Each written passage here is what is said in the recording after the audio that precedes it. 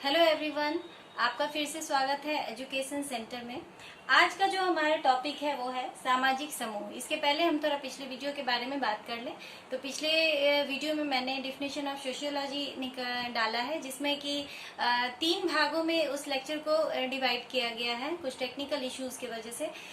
खैर, वो video complete हो चुका है, इसलिए मैंने ये नया टॉपिक सिलेक्ट किया है आप लोगों के लिए, जो है सामाजिक समूह। और पिछला जो वीडियो मैंने डाला वो समाज शास्त्र की परिभाषा से संबंधित। तो कुछ दिनों में मैं आप लोगों को, जितने भी स्टूडेंट्स हैं, उनको मैं अपना जो नोट्स है उसको प्रोवाइड करूंगी। इसके लिए थोड़ा वेट कर लें। फिलहाल आज के टॉपिक पे बात करते हैं। तो आज का हमारा टॉपिक है सामाजिक समूह, यानी कि ग्रुप, सोशल ग्रुप। तो सबसे पहले तो हम ये जान लें, ये ग्रुप होता क्या है, समूह क्या होता है। नाम से ही स्पष्ट होता है, समूह व्यक्तियों के संग्रह को हम कह सकते हैं समूह। लेकिन क्या हम सिर्फ व्यक्तियों के संग्रह को समूह कह सकते हैं? तो अगर हम समाजशास्त्रीय आधार से देखें तो ये कहना बिल्कुल गलत होगा कि जो भी व्यक्तियों का संग्रह है, जहाँ भी कई व्यक्ति एक साथ इकट्ठे हुए हैं, उन्हें हम समूह कह दें। ये समाजशास्त्रीय रूप में, समाजशास्त्रीय आधार से ये गलत होगा। क्योंकि सबसे पहले तो हम ये बता दें कि समूह बनने के लिए उन जितने भी लोग एक साथ इकट्ठे हैं, उनके बीच सामाजिक संबंधों का होना आवश्यक है। अब जैसे हम मान लीजिए कि नीतीश कुमार आए हुए हैं गांधी मैदान में और हम जा रहे हैं वहां पे उनका भाषण सुनने के लिए। तो जितने सारे व्यक्ति एक साथ खड़े हैं, संगठित हैं, तो क्या वो समूह का निर्माण कर रहे हैं? क्या वो सामाजिक समूह है? तो अगर हम 6 समाजशास्त्र के स्टूडेंट हैं या हम समाजशास्त्र को समझते हैं, जानते हैं, तो हम कहेंगे नहीं, वो ग्रुप नहीं है, वो केवल एक भीड़ है। देखने के लिए सभी गए हुए हैं नीतीश कुमार को, लेकिन उन लोगों, जो लोग वहां पे खड़े हैं, एक साथ इकट्ठे हुए हैं, उनके बीच कोई सामाजिक संबंध नहीं है। तो वैसे ग्रुप को, व्यक्तियों के ऐसे संग्रह को जिनके बीच सामाजिक संबंध हो, जो एक दूसरे को प्रभावित कर रहे हो, जो सामाजिक संबंधों के द्वारा एक दूसरे से जुड़े हुए हो, उन्हें ही हम सामाजिक समूह कह सकते हैं। और वरना व्यक्तियों के संगठन को या व्यक्तियों के इकट्ठे होने को हम सिर्फ एक भीड़ कहेंगे, सामाजिक समूह नहीं कहेंगे। तो जैसा कि आप लोग को पिछले वीडियो में भी मैंने मैकाइवर की बात कही थी और इनका पूरा नाम भी मैंने बताया है कि मैकाइवर का पूरा नाम क्या है। तो आप मेरा पिछला वीडियो देखें तो आपको पता चलेगा। तो मैकाइवर, इस बार मैंने सब नाम को, जो मैं पिछले वीडियो में बता चुकी हूँ, उसको बार बार मैं रिपीट नहीं करूंगी। तो अध्ययन की सहायता के लिए और जल्दी, चूंकि वीडियो हमारा थोड़े कम समय का होता है, तो थोड़ा समय रहते हो भी जाए, आप लोग को सब कुछ समझ भी आ जाए, तो मैंने शॉर्ट में ही यहाँ पे नाम लिखा। आप पिछले वीडियो में पूरा नाम देख सकते हैं। तो जैसे कि मैकाइवर, पहले तो इनकी परिभाषा मैंने यहाँ लिखा है, बट इसके पहले मैं आपको बता देना चाहती हूँ कि मैकाइवर और पेज ने कहा है कि यदि हम समाज में रहते हैं, हम एक सामाजिक प्राणी हैं, तो 3 तरीका होता है अपनी आवश्यकताओं की पूर्ति करने हेतु।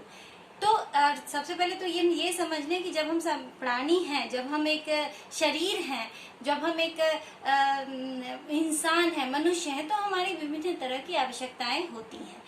तो इन आवश्यकताओं की पूर्ति हम कैसे करें कि हम एक सामाजिक प्राणी ही कहलाएं, जानवर नहीं कहलाएं, हम एक इंसान कहलाएं, कि हमें इंसानियत हो।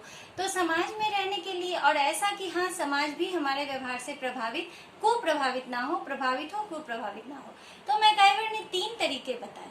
एक, या तो हम अपनी आवश्यकताओं की पूर्ति स्वयं करें, हम इसके लिए हम दूसरों पे ना कोई प्रभाव डाले, दूसरे को क्या फर्क पड़ता है, इससे कोई मतलब हमें नहीं होना चाहिए, दूसरों को नुकसान भी हो रहा है तो इससे हमें मतलब नहीं होना चाहिए। हम अपनी सभी आवश्यकताओं की पूर्ति स्वयं करें। और हमारी आवश्यकताएं क्या क्या होती हैं? तो जैसा कि हम जानते हैं कि खाना खाना हमारी आवश्यकता है, कपड़ा पहनना। तो जब हम खाना खाते हैं, दुकान से सामान लाने के लिए जाते हैं, सामान लाते हैं घर पे, तो वो सामान भी हम खुद ही उपजाए, खुद ही करें, सब कुछ हम खुद ही करें। तो ऐसा तो खैर संभव भी नहीं है कि हम अपनी सभी आवश्यकताओं की पूर्ति स्वयं करें। और मनुष्य जब बड़ा होता है तभी उसको अपने से सब कुछ करने आता है। जैसा कि हम सभी जानते हैं, जब उसका जन्म होता है तो सिर्फ एक जैविक प्राणी होता है जिसकी सभी आवश्यकताओं की पूर्ति उसकी माता ही करती है। तो यहाँ पे तो सबसे पहले ही समझ ले कि हम अपनी विभिन्न सभी आवश्यकताओं की पूर्ति तो हम स्वयं नहीं कर सकते, इसके लिए हमको किसी की भी आवश्यकता है। तो सबसे पहले तो हमारी माता होती है, उसके बाद हमारे पिता होते हैं, उसके बाद हमारा जो खेल समूह होता है वो हमारा, तो विभिन्न जरूरतों के लिए, हमारी पढ़ाई के लिए हमारा विद्यालय होता है। खैर, मैकाइवर और पेज कहते हैं कि या तो हम अपनी सभी आवश्यकताओं की पूर्ति स्वयं ही कर ले, इसके लिए दूसरों पर क्या प्रभाव पड़ रहा है इसे हमको मतलब नहीं होना चाहिए। दूसरा तरीका ये है कि हम दूसरों से संघर्ष करके अपनी आवश्यकताओं की पूर्ति करें, यानी कि अगर हमको दुकानदार से सामान लाना है तो हम उसे छीन कर ले आए।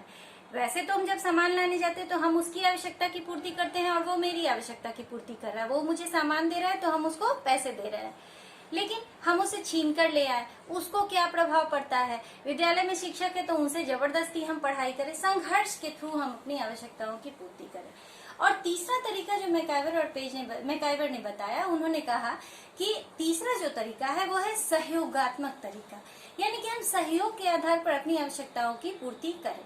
तो जिससे भी हम अपनी आवश्यकता की पूर्ति कर रहे हैं उसकी भी कुछ आवश्यकताएं होंगी, तो उसकी आवश्यकताओं की पूर्ति करते हुए हम अपनी आवश्यकताओं की पूर्ति करें, या हम अच्छे से उससे बात करके सहयोग के आधार पर अगर हम अपनी आवश्यकताओं की पूर्ति करें। और मैकाइवर ने इन तीनों तरीकों के बाद ये भी बताया कि सबसे सही तरीका यही है कि हम सहयोगात्मक आधार पर अपनी आवश्यकताओं की पूर्ति करें। इसी से हम सामाजिक संबंधों का निर्माण कर पाएंगे और इसी से हम सही सामाजिक प्राणी कहला पाएंगे और हम अच्छे समूहों का निर्माण कर पाएंगे। मैकाइवर ने एक परिभाषा दी है जो कि सामाजिक समूह की परिभाषा है, वो है समूह से हमारा तात्पर्य व्यक्तियों के किसी ऐसे संग्रह से है जो सामाजिक संबंध के द्वारा एक दूसरे के समीप रहते हैं। तो सबसे पहले ही मैंने कहा कि ग्रुप का मतलब ही है कि व्यक्तियों का संग्रह, यानी व्यक्ति का एक जगह इकट्ठा होना, एक जगह होना। और मैकाइवर कह रहे हैं, और मैकाइवर तो समाज की परिभाषा में भी सामाजिक संबंध को मैकाइवर ने बताया है, उसे बहुत ही प्रभावशाली बताया है। बिना सामाजिक संबंध के ना हमारा समूह बन सकता है ना हमारा समाज।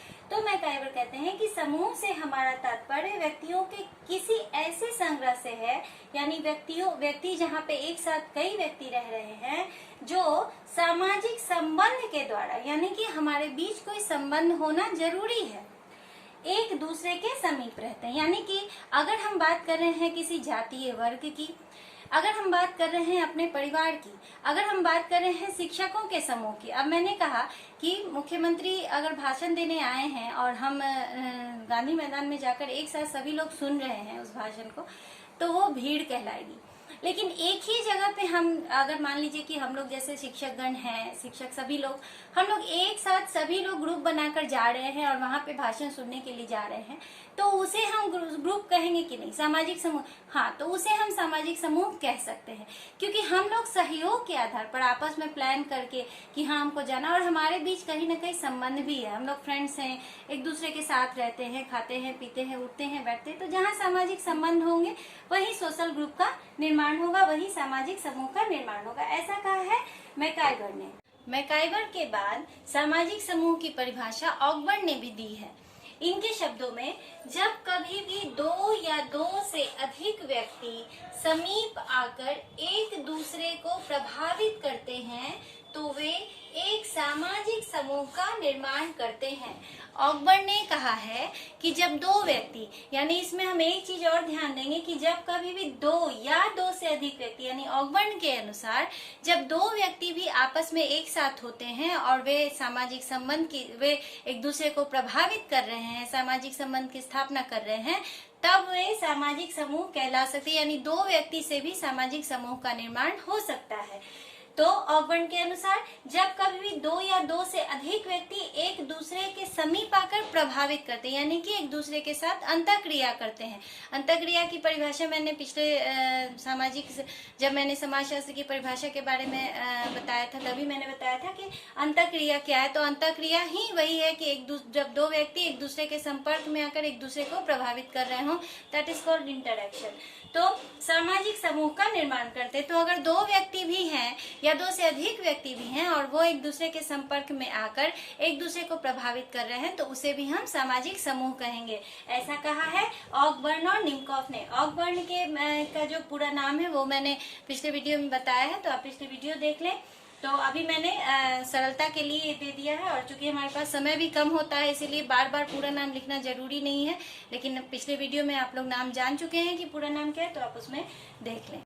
मैकाइवर और ऑकबर्न के बाद हम एक ऐसी परिभाषा की चर्चा करेंगे जो कि जोसेफ हेनरी फिक्टर ने दी है। Joseph Henry Fichter, J.H. Fichter. और उन दोनों की परिभाषाओं की अपेक्षा इनकी परिभाषा काफी विस्तृत है, जो कि सामाजिक समूह के लक्षणों को भी प्रदर्शित कर रही है। तो इनके शब्दों में एक समूह किसी भी व्यक्तियों के द्वारा पहचाने जाने वाले संरचनात्मक व्यक्तियों का संग्रह है, जिसमें प्रत्येक व्यक्ति सामाजिक नियमों का पालन करते हुए सामान्य लक्ष्य की प्राप्ति के लिए पारस्परिक भूमिकाओं को निभाते हैं। यानी कि अगर हम फिक्टर की परिभाषा को देखें और समझें, तो हम देखते हैं कि कई सारे सामाजिक समूह के लक्षण भी हमारे सामने निकल कर आते हैं, कई विशेषताएं भी आती हैं कि केवल व्यक्तियों का वैसा ही समूह नहीं जिसमें कि सामाजिक संबंध हो या वे एक दूसरे को प्रभावित कर रहे हो, बल्कि व्यक्तियों का वैसा अस्थायी। एक बात और हम याद रखेंगे कि सामाजिक समूह जो होते हैं वो स्थायी भी होते हैं और अस्थायी भी होते हैं। कुछ समूह स्थायी होते हैं और कुछ समूह अस्थायी होते हैं। जैसे अगर हम विद्यालय की बात करें तो वो हमारा सामाजिक समूह है।